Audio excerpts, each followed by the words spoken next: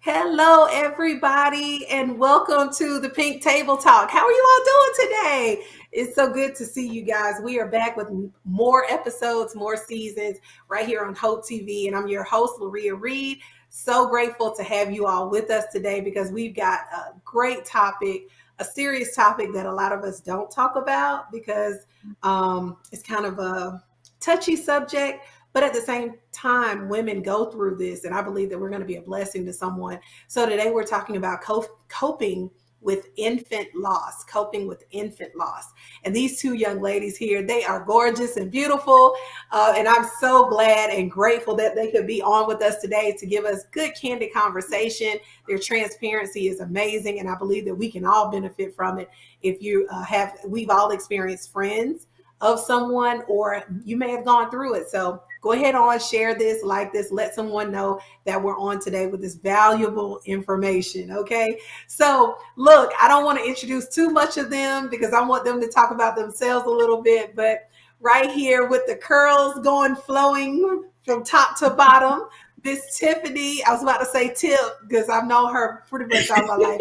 Miss Tiffany Weldon Madison. How you doing, Miss Tim? So glad to have you I am today. doing well. So excited to be here.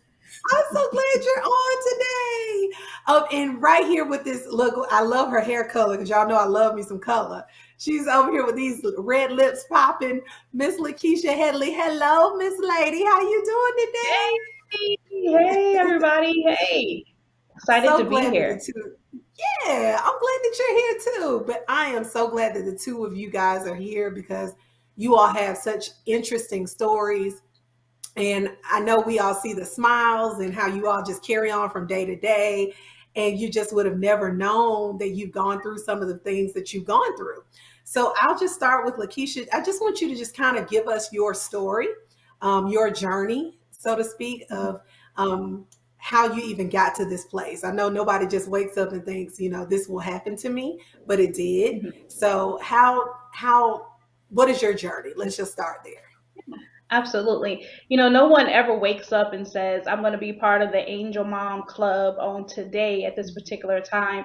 And so for me, my journey started in 2002. I was a single mother and I was in my third trimester. I'm sitting here trying to remember. I was in my third trimester and my daughter was born stillborn. And that Mm. started my particular journey. And during that particular journey, I was definitely part of the taboo crew. I did not talk about it for fear of being making things uncomfortable for other people. When you lose a child, Mm. how do you find somebody that you trust to just be able to provide that raw feelings over the loss that you suffered?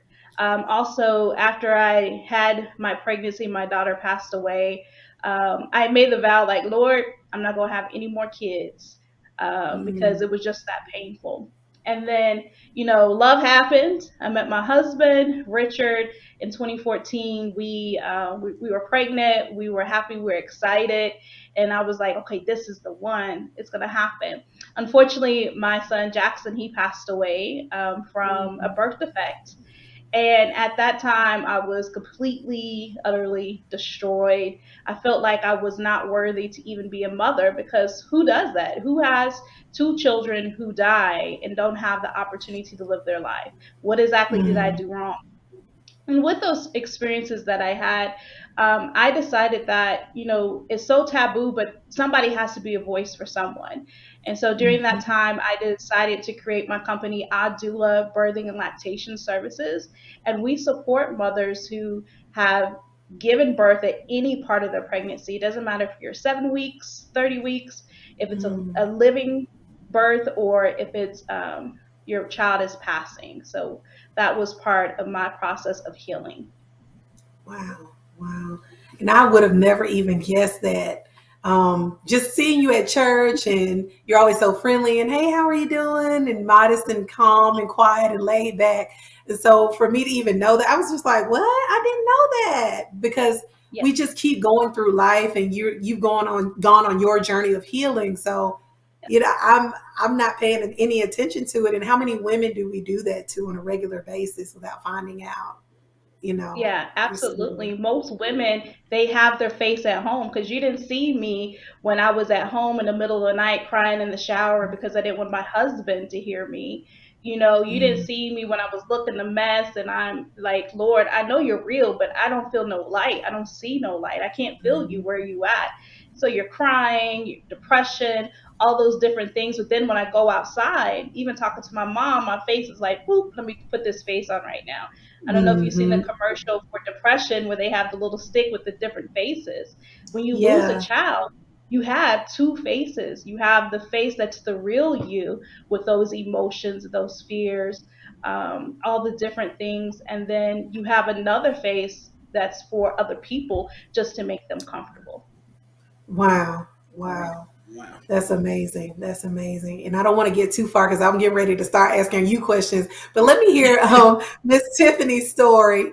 Let me hear your story of everything that you've gone through. And we're talking, if you're just tuning in, we're talking about coping with infant loss and how to move through that and the journey of that and everything about it. So Tiffany, can you tell us your story?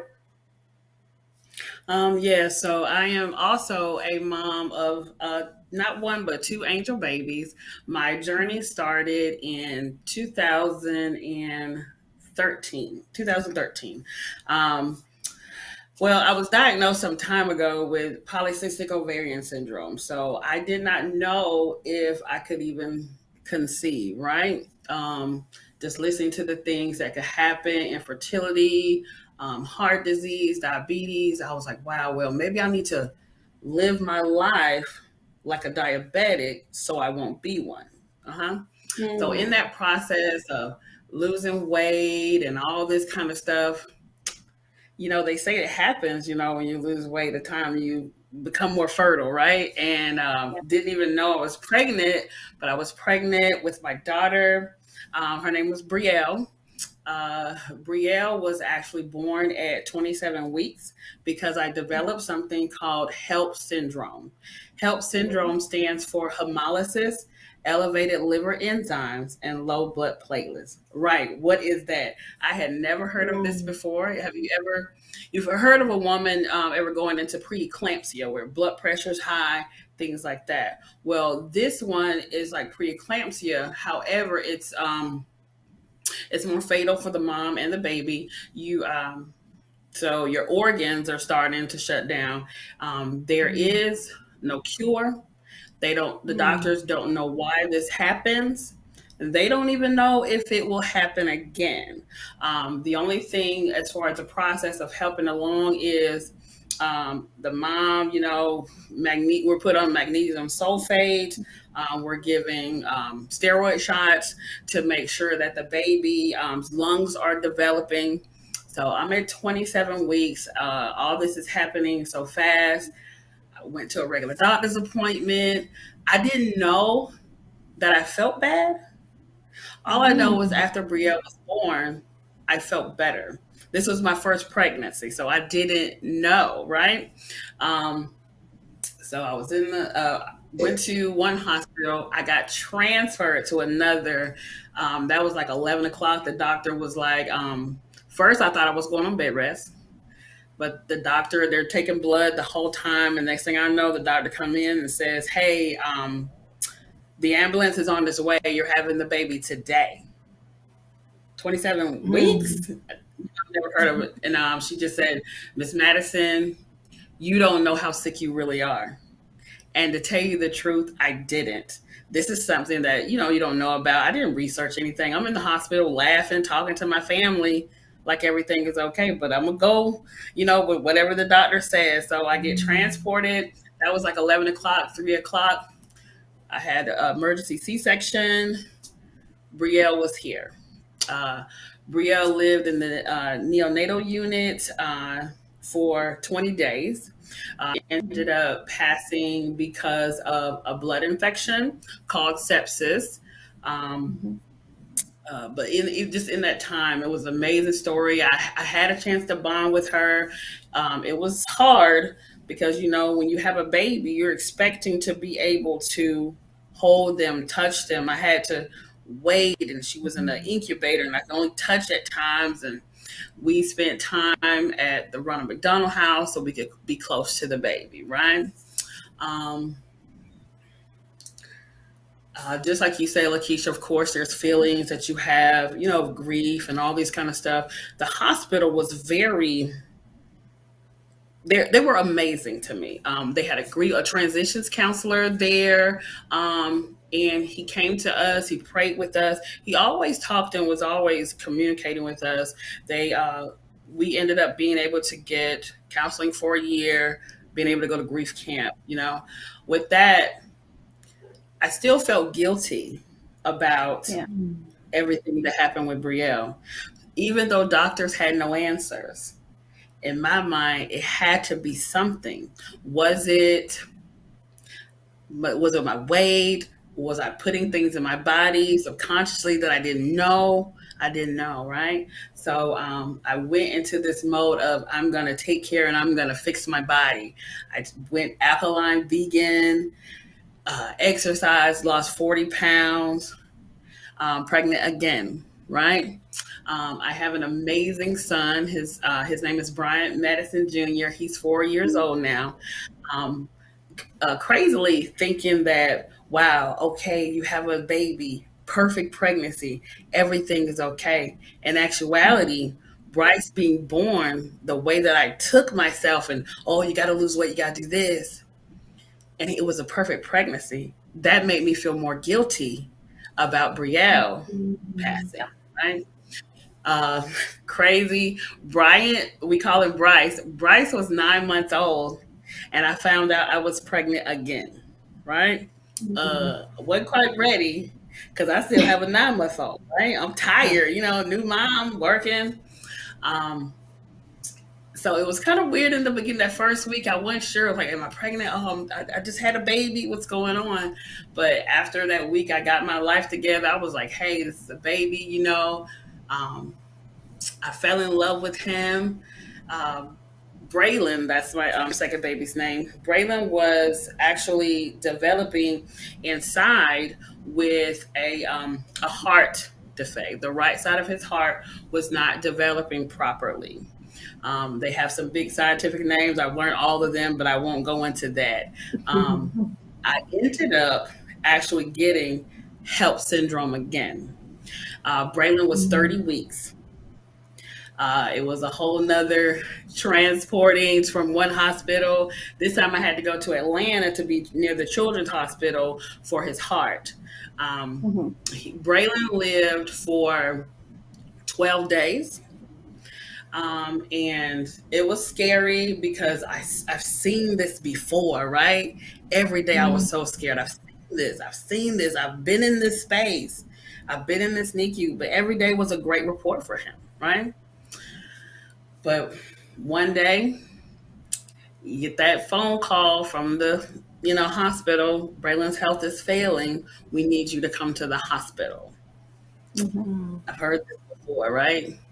He ended up passing after 12 days. It wasn't anything to do with his heart. At the time, I didn't want to go into it with people. And I told him, oh, his heart just stopped, right? But he really ended up passing from something called necrotizing enterocolitis. And some people will cut it short for NEC. Basically, what happens is the gut dies, right? And they just, it goes throughout the body and they pass. So that's my journey. And it wasn't actually until Braylon was born, I had the same thing with him, but I felt like I was healthier, right? I wasn't able to forgive myself until he came because I was like, wow, well, maybe this really wasn't my fault. Of course, you go through the whole stage. I was listening to you, Lakeisha. It was all the stories you tell. Because my thing is, I wanted to be strong. God had taken care of me. I'm a Christian. I'm not going to let this break me. But holding those things in, you really are almost like you're dying inside. And of course, for people, you are the strong one. But of course, like you said, no one saw me laying in the bed for 3 days. No one saw me crying on the floor thinking about how sick my babies were, right? And those things that you don't show people, you keep that at home and you keep that inside, right? So that's my experience with my two, angel babies, Braylon Yeah. and Brielle. Yeah. Wow. And Tiffany, Wow. I just wanted to commend you for your strength. And I know it's like we don't want to be strong. That's the last thing that we want Right. to do is be strong. We want to be able to show that weakness. And I'm glad that you were able to give yourself some grace, you know, Yes. in your experience because that is part of the healing process. And one of the things that you mentioned that I really appreciate is the fact that when you get pregnant again, you also have all of those worries in your mind. And you really can't enjoy that pregnancy because you're sitting here waiting. Well, Mm. what if this happens again? What Right. if happen? What if I don't get to the hospital in time? What if I develop HELP syndrome again? What is the process? What's going to happen again? And then when we are like, oh, I have a healthy pregnancy, everything is going to be good. I did what I was supposed to. But in reality, even though we did what we were supposed to, we did what we knew the first time around. Right. And so it's still Right. not our fault. So great job. I love Yeah, how both you of react. you. Great. Praise Look, while God she's for that. doing it, I want to commend both of you because, like I said, I don't know what you all did to get to where you are now. And that's kind of something that I want to talk about really quickly. And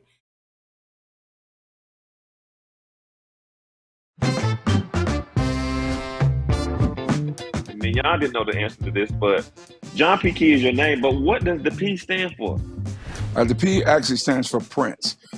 Dr. Scott and Brian Scott, years ago when I signed my first deal, they ran with it and started the Prince of Gospel, but that's where it came from. Lizzie and John named me John Prince Key.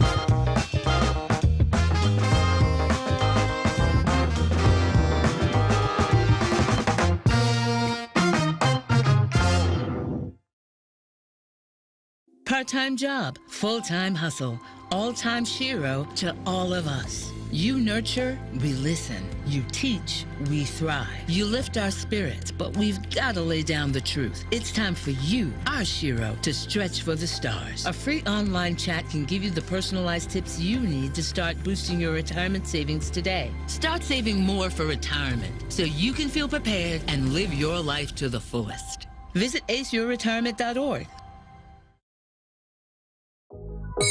So what is some major hesitancies around this vaccine? Because I ask younger people all the time, why haven't you gotten the shot?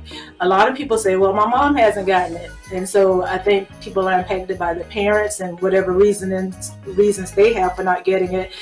I don't know if you heard Nicki Minaj put out information about her cousin having his testicles swollen, Yes. and of course that took off. Went viral. Can we clarify that the vaccine did not cause his testicles to be enlarged?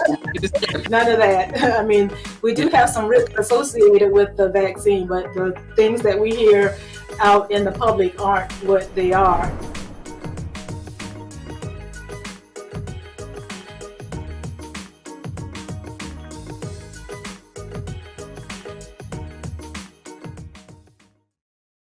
I want to speak really quickly. I know you both mentioned the guilt of everything. What helped you and what tools did you use? Or was it a scripture? Was it a conversation? What was it that assisted you in? And I know we're real big advocates for counseling. What was it that helped you to, I don't want to say you never move on from someone passing, but Right. to be able to live and to smile again genuinely and to laugh and to be able to go through life knowing that your baby is okay. What was it, or what was that thing or some tools that you have that you use for those things? And I'll start with whoever wants to go first. Whoever's got it in their mind. Well, for me, because of this process, I am an advocate for counseling, therapy, family, go get your healing. And a lot of times, in the African American community, it's becoming more popular, but there was a time when you just went to church, you prayed about it, you Right. didn't, talk about it too much. But I was like, this has never happened to me before. I'm going to try something new, right? Like I said, the transitions counselor, they gave us grief counseling for up to a year. And they also offered us a retreat at a grief camp. And we got to go 2 years after each death.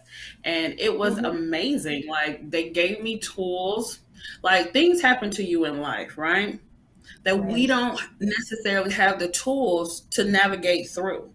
And one of those things is grief. Grief is the journey of living life after you suffered a loss. What does life look like after you've lost your loved one? How do you keep going, right?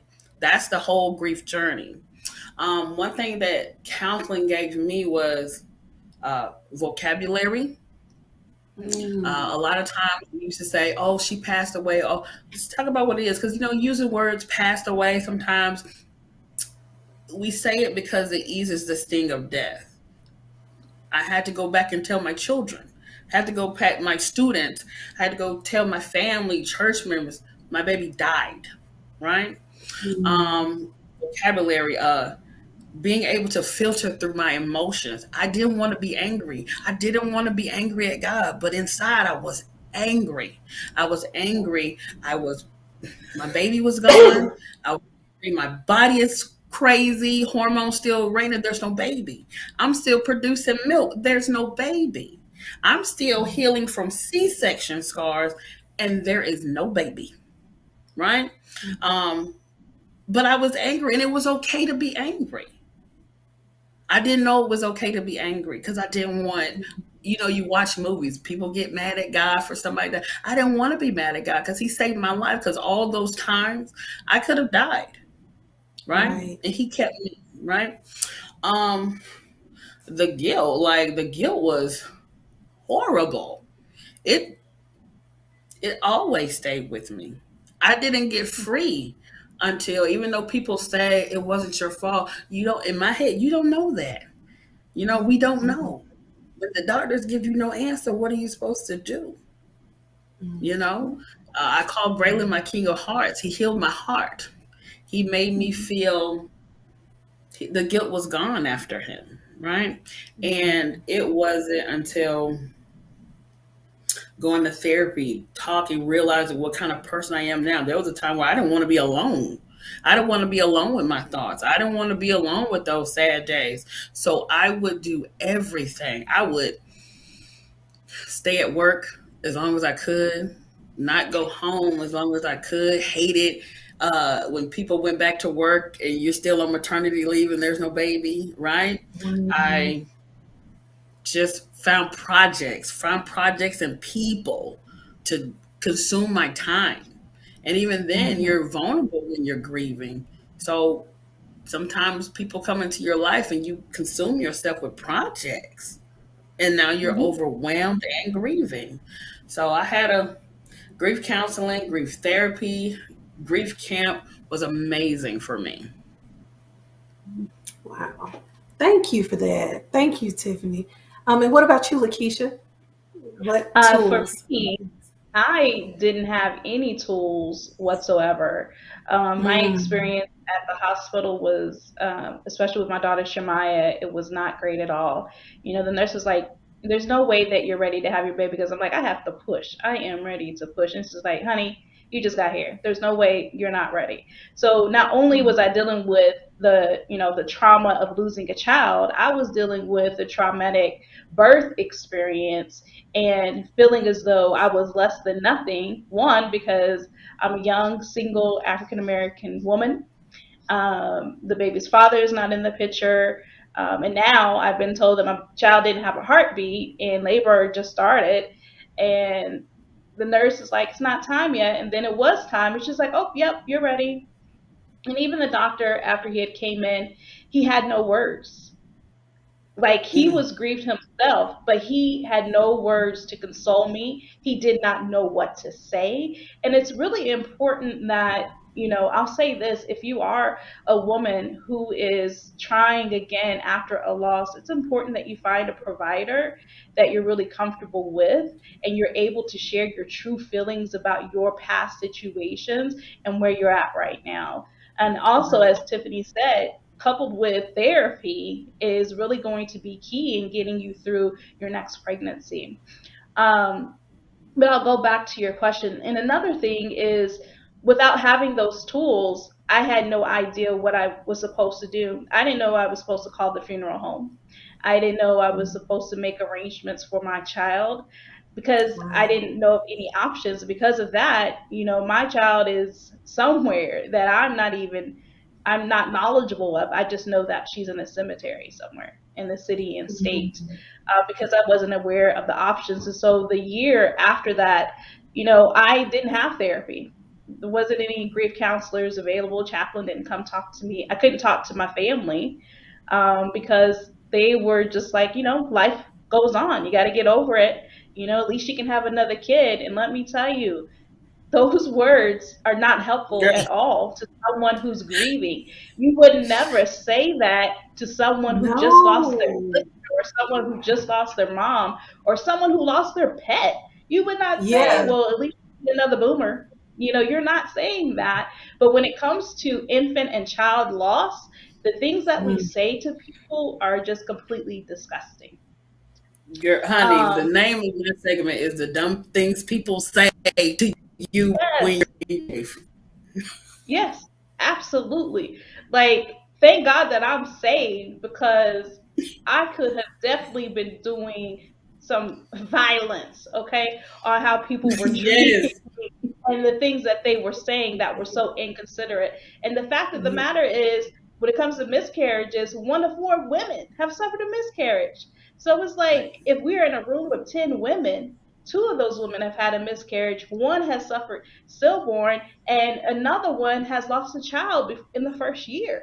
So the fact that we're so insensitive to the needs of those Yes. who are grieving is just absolutely crazy. Um, and it took, even in 2014, I was still concerned, still grieving the loss of my daughter. I mean, this is years, it's like 12 years down the line. 2017, I got pregnant with my son, Richard III. And during that pregnancy, I realized that I had a problem. Like, I was having suicidal thoughts because I was saying to myself, Lord, I don't even know what to do as a mom. Being a mother, all I know is death. So I know what to do now if my child dies, but I don't even know what to do with a living child. Oh, And there, wow. I needed that support on, let's talk through your feelings. I needed that therapy. But again, taboo, African American community. I didn't even bring it up with my husband. But after Richie was born, that's when I was like, okay, I need to get some help. I Mm. really need to get some help. So therapy and Jesus are the two top things of what you need to do. They say speaking the word of the Lord is really important, and I did have scriptures that actually helped me through my process, because like in Jeremiah 30 and 17, it talks about restoring health, healing the wounds, because they called you an outcast. I had a miscarriage. My child was born still, and I'm an outcast in the community. Lord, heal my cry, right? And then, Mm. Psalm 6 through 9, I'm groaning. My eyes are swollen from crying. They're red. My nose, I can't breathe because I'm so stuffy. And I have to tell iniquity, depart from me, because God has heard my cry. He is with me. And I have to constantly speak over myself to let the devil know, look, devil, look here, player, this is not your playground. This is That's the right. Lord's Mm, house, regardless yes. of what I'm going through. And so constantly speaking the word of God, going to therapy is what I depended on. And I'll be honest, I couldn't depend on the church. I Mm. couldn't depend on my pastor. I couldn't depend on the ministers. It was a time to where it was really make or break. Are you a true believer in the Lord and what he can do? What is your relationship? And so I thank the Lord, looking back now, that in those times I was able to develop a true relationship with him. in all of his glory to get me through the loss of my children.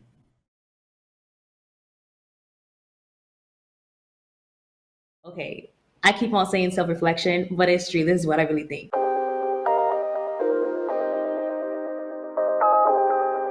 How do you recognize what you can do based off of what you want to do? Come on, being honest with yourself. How can I fit this into my schedule? I think it's really being honest with yourself. And if you're in a hierarchy kind of organization, being honest with the people that manage you and are over you.